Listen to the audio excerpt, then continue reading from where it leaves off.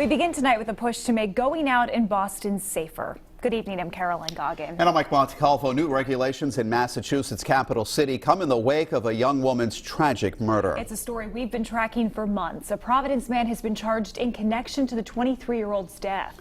Eyewitness News reporter Sheena Lasciuto joins us now in studio with the latest developments. Well, Boston is a popular place to go out, whether you're coming from Rhode Island or you're there for a trip. And city leaders know that, and they say they want to do more. The goals of these new guidelines are to keep both patrons and employees safe.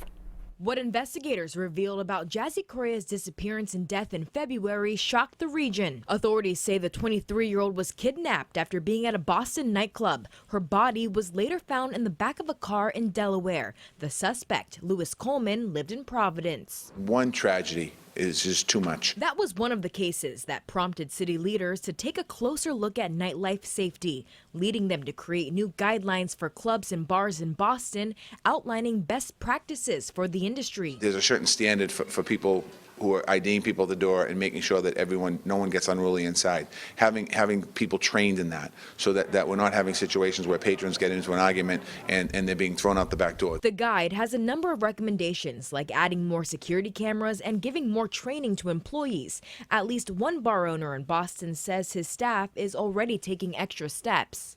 We're very conscious of watching, especially for young women.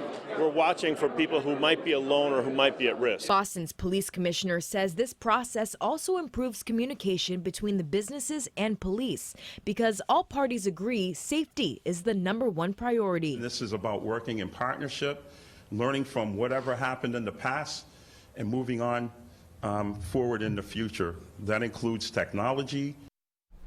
The guide covers a lot. It also recommends that businesses have an updated evacuation plan, and it even touches on how to use rideshare apps as safely as possible. I'm Sheena Lasciuto, Eyewitness News.